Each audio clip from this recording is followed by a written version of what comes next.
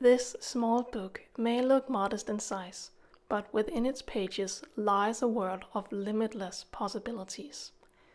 It contains Aladdin, as told by Adam Oehlenschläger, a version of the story that, while familiar, brings a unique depth and grandeur to the classic tale. In this retelling, as in the original version, Aladdin's wishes are not bound by the usual limit of three. Instead, the genie offers him an unlimited number of wishes, unleashing an unrestrained flow of magic, adventure, and transformation. It's a striking contrast. This expansive narrative of wonder and possibility, packed into a tiny, delicate volume. The physical book is small, yet the story it holds is vast, brimming with grandeur and the promise of endless magic.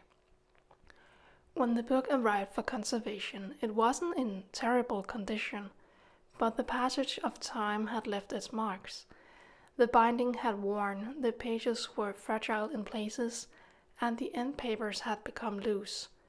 Like Aladdin's unlimited wishes, the book was on the brink of something extraordinary, yet in need of a little care to ensure its continued life. While there are no genies or enchanted lamps involved, the careful, thoughtful work done here is its own kind of magic, restoring the book to its former glory so that it can continue to inspire and captivate its readers. The book isn't especially dirty, but I begin by gently brushing away the small amount of dust and debris that has settled between the pages. A soft brush is ideal for this, and it ensures I'm working on a clean surface from the start. It also helps prevent particles from becoming embedded in the paper fibers later on when moisture is introduced.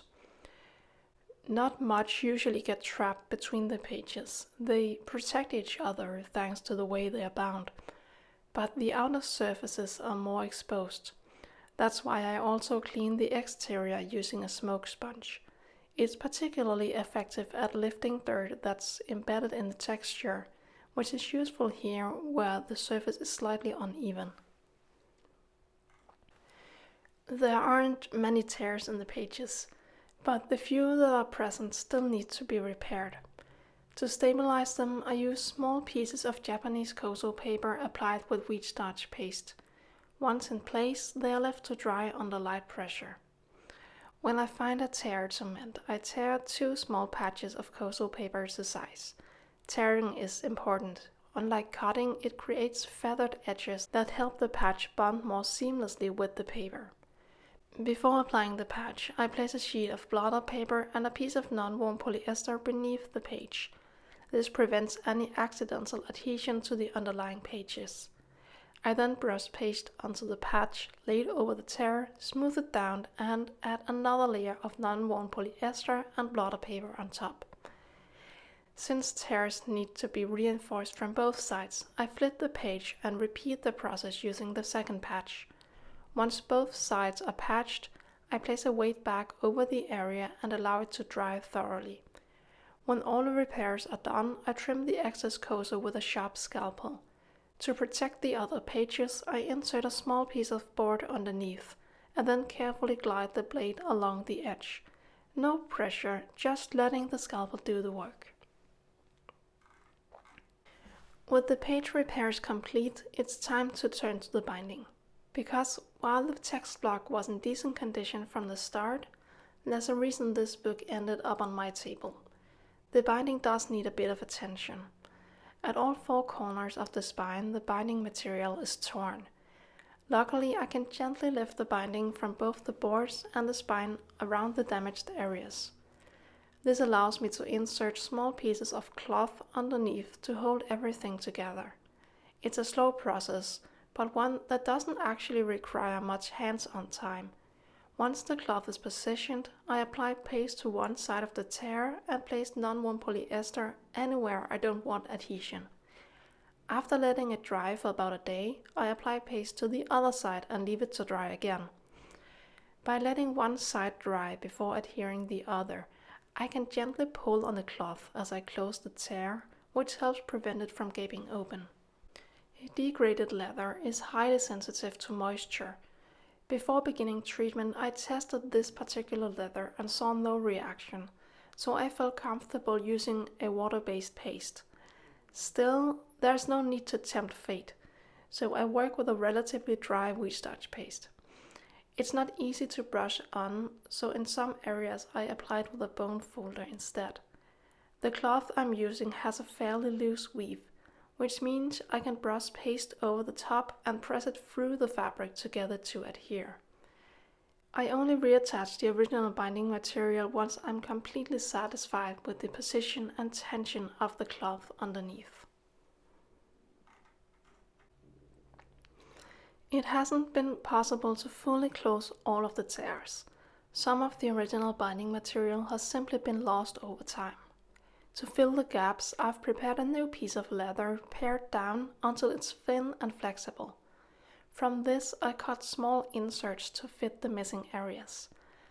I don't want to obscure any of the original material, so the fills are placed underneath the remaining leather, wrapping around the new cloth supports. At the same time as I apply these fills, I also reattach the final loose sections of the original binding. I insert non-woven polyester into the hollow back to prevent adhesion where it's not wanted, and then wrap the book in a bandage to hold everything gentle in place while it dries. One of the end papers is loose along the fold. It's too significant to ignore, but the space is too narrow to reach with a brush. So I prepare a very thin wheat starch paste and apply it using a saring, sliding it gently under the end paper. I only need a small amount of paste. I place a tiny drop as far in as I can reach, and then press the paper down so the paste spreads outward towards the edge. This, of course, is also left to dry under light pressure. There are only a few small tears along the folds of the end papers, and I stabilize these with Japanese koso paper and wheat starch paste using the same method as for the page repairs. And once everything is dry, the excess koso is trimmed away.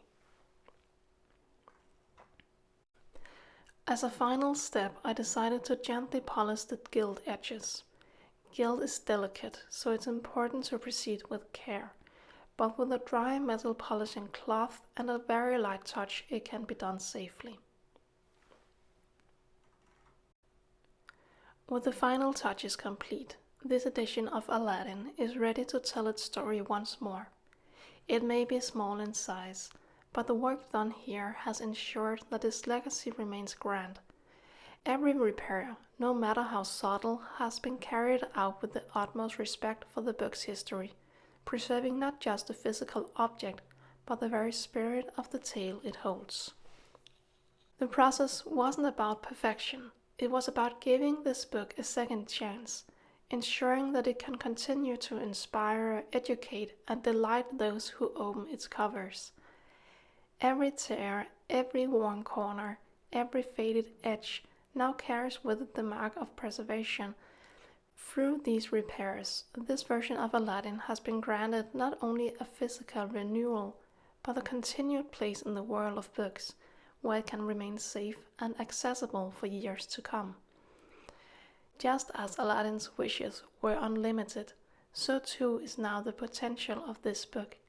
It is ready to continue sharing its story, its magic, its lessons, and its timeless wonder with future readers who will, perhaps, find in its pages the same sense of adventure and possibility that first inspired its creation.